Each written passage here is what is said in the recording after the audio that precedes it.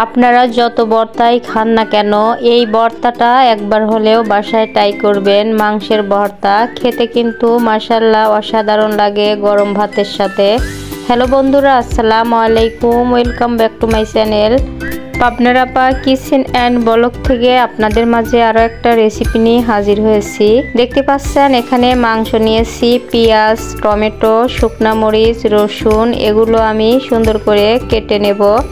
এই যে মাংস কেটে নেব। তবে আপনারা যে যেখান থেকে আমার ভিডিওটা দেখছেন আপনাদেরকে অসংখ্য ধন্যবাদ এবং অনেক অনেক ভালোবাসা রইল। আমার ভিডিওটি যদি নতুন কোনো ভাই বোন দেখে থাকেন প্লিজ লাইক কমেন্ট শেয়ার করবেন আর একটা সাবস্ক্রাইব করে পাশে থাকবেন। আর পাশে থাকা বেল আইকনটি অন করে রাখবেন। যখনই আমি কোনো নিত্য নতুন রেসিপি আপলোড করব আপনাদের কাছে নোটিফিকেশন আগে পৌঁছাবে।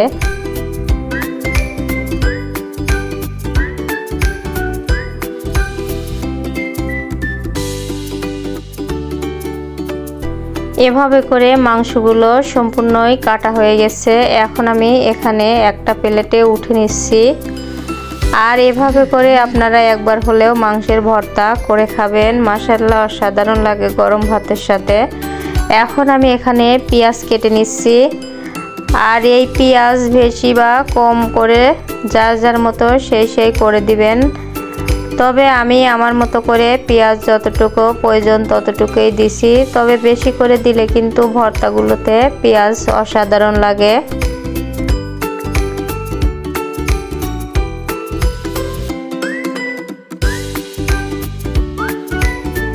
এভাবে করে পেঁয়াজ দুইটাও কেটে নিয়েছি। পেঁয়াজ দুইটাও আমি একটা প্লেটে উঠে নিচ্ছি।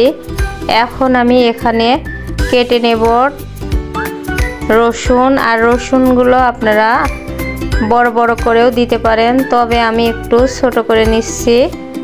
আর এভাবে করে রসুনও কিন্তু ভর্তার ভিতর দিলে ভালো লাগে।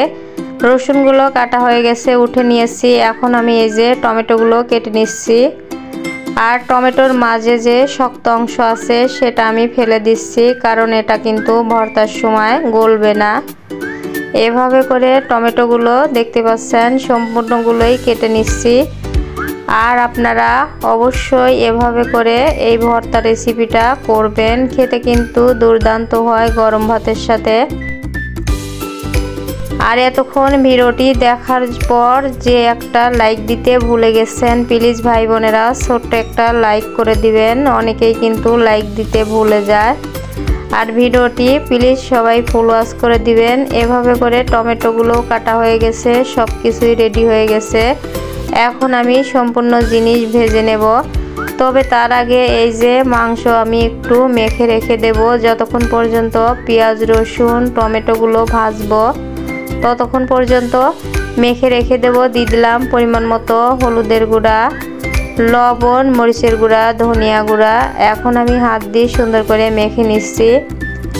এই যে মাখানো হয়ে গেছে, রেখে দিলাম। এখন আমি চুলার উপর চলে এসেছি, একটা কড়াই বসিয়ে দিয়েছি।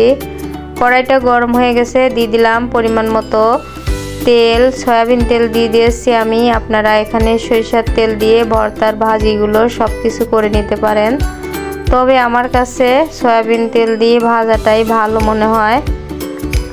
এখানে দেখতে পাচ্ছেন মরিচগুলো ভাজা হয়ে গেছে। আর এই মরিচগুলো আপনারা কম বেশি করে দিবেন, অনেকটাই কিন্তু ঝাল হয়ে যায়। আর ভর্তা একদম বেশি ঝালও পছন্দ হয় না, আবার ঝাল কম হলেও কিন্তু ভালো লাগে না। এভাবে করে মরিচ উঠে নিয়েছি। এখন আমি এখানে রসুন দিয়ে দিলাম। রসুনটা 2-3 মিনিট নাড়াচাড়া করে এখানে আমি পেঁয়াজগুলো দিয়ে দিয়েছি। আর পেঁয়াজ রসুনটা কিন্তু একদম পেঁয়াজ বেরেস্তা করে ভাজবো না, তাহলে কিন্তু ভর্তা খেতে ভালো লাগবে না। নরম নরম হলেই নামিয়ে নেব। পেঁয়াজ রসুনটা আমি নামিয়ে নিয়েছি। এখন এই যে কেটে রাখা টমেটোগুলো ভেজে নেব। টমেটোগুলো এক এক করে দিয়ে দিয়েছি। আর নিচ দিকে টমেটো দেওয়ার পরে আমি একটা ঢাকনা দিয়ে ঢেকে দিলাম, তাহলে কিন্তু সুন্দর মতো সেদ্ধ হবে। এই যে এক পিঠ হয়ে গেছে, এখন আমি অপর পিঠ উল্টে দেব। এই যে অপর পিঠ উল্টে দিচ্ছি।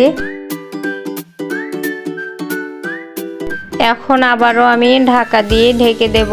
2-3 মিনিট পরে কিন্তু টমেটোটা ভাজা হয়ে যাবে। এই যে ঢাকা দিয়ে দিয়েছি। এখন আমি ঢাকা খুলে নিয়েছি, দেখতে পাচ্ছেন দুই পিঠই কিন্তু টমেটোর ভাজা হয়ে গেছে। এ পর্যায়ে টমেটোগুলো আমি উঠে নেব। অফ ক্যামেরায় টমেটো উঠে নিয়েছি। এখন আমি এই যে মাংস ভেজে নেব। মাংসগুলো দিয়ে দিলাম, আর মাংসগুলো সুন্দর করে কিন্তু ভালো করে ভেজে নেব। আর এখানে মাংসটা নাড়াচাড়া করার পরে অল্প একটু পানি দিয়ে ঢাকা দিয়ে দেব, তাহলে 5 থেকে 7 মিনিট পরেই মাংসটা কিন্তু সুন্দর মতো সেদ্ধ হয়ে যাবে, ভাজা হয়ে যাবে। আর এভাবে করে মাংসর ভর্তা কিন্তু দুর্দান্ত লাগে খেতে, ছোট বাচ্চারা কিন্তু খুবই পছন্দ করবে। এ পর্যায়ে ঢাকা দিয়েছিলাম, ঢাকা খুলে নিচ্ছি, দেখতে পাচ্ছেন পানিটা কিন্তু শুকায় গেছে, মাংসর কালারটাও পরিবর্তন হয়ে গেছে, ভাজা হয়ে গেছে। এখন আমি মাংসটা উঠে নেব। মাংসটা উঠে নিয়েছি, সব কিছু এখানে আমি রেডি করে নিয়েছি, দেখতে পাচ্ছেন। এখন শুধু ভর্তা করব। এখানে আগে আমি টমেটোর যে উপরে আবরণ আছে সেটা আমি সুন্দর করে ফেলে দেব, কারণ ভর্তার ভিতর এই আবরণটা থাকলে কিন্তু খেতে ভালো লাগবে না, খাওয়ার সময় কিন্তু মুখে বাজবে। এই যে এই আবরণটা আমি ফেলে দিলাম। এখন আমি এখানে মরিচগুলো সুন্দর করে গলে নেব। মরিচের উপরে দিয়ে দিলাম পরিমাণ মতো লবণ। এখন এই যে লবণ দেওয়ার পরে সুন্দর করে ভালো করে চটকে মরিচটা কিন্তু মেখে নিতে হবে। তবে এখানে ভর্তার সময় মরিচটা বেশি হয়েছিল, আপনারা কম বেশি করে আপনাদের মতো করে দিতে পারেন। এভাবে করে মরিচটা গলানো হয়ে গেছে। এখন আমি ভেজে রাখা পেঁয়াজ রসুনটা নিয়ে সুন্দর করে চটকে মেখে নিচ্ছি, দেখতে পাচ্ছেন। পেঁয়াজ রসুনটা দিয়ে মাখানো কিন্তু হয়ে গেছে। এখন আমি এই যে আস্ত পেঁয়াজ দিয়ে দিলাম। আস্ত পেঁয়াজটা কিন্তু সব ভর্তাতে দিতেই হবে, তা না হলে কিন্তু ভর্তাগুলো খেতে ভালো লাগে না। আস্ত পেঁয়াজ দেওয়ার পরে আমি সুন্দর করে মেখে নিয়েছি। এখন আমি টমেটোগুলো মেখে নেব। এই যে টমেটোগুলো দিয়ে সুন্দর করে মেখে নিচ্ছি। আর আপনারা কে কোথা থেকে আমার ভিডিওটা দেখছেন অবশ্যই জানাবেন, আর আমার রেসিপিটি কেমন হলো কমেন্টে জানিয়ে যাবেন। এভাবে করে টমেটো সুন্দর করে গলে নিয়েছি, মেখে নিচ্ছি। এ পর্যায়ে এখানে আমি মাংস দিয়ে দেব। এই যে মাংস দিয়ে দিচ্ছি। মাংসটা দেওয়ার পরে আবারও সুন্দর করে হাত দিয়ে মেখে নেব। এই যে সুন্দর করে কিন্তু মাংসটা দেওয়ার পরে হাত দিয়ে মাখানো হয়ে গেল। এখন আমি এখানে পরিমাণ মতো সরিষার তেল দেব। আর সরিষার তেল কিন্তু ভর্তাতে না দিলে খেতে ভালো লাগে না। এই যে সরিষার তেল দিয়ে দিলাম। সরিষার তেলটা দেওয়ার পরে আবারও সুন্দর করে নাড়াচাড়া করে নিলাম। এখন আমি অল্প একটু চিনি দিয়ে দিলাম। ঝাল ঝাল রেসিপিতে অল্প একটু চিনি দিলে কিন্তু খেতে মাশাআল্লাহ অসাধারণ লাগে। এভাবে করে ভর্তাটা হয়ে গেছে, দেখতেই পাচ্ছেন কতটা লোভনীয় হয়েছে, খেতেও কিন্তু দুর্দান্ত হয়েছিল।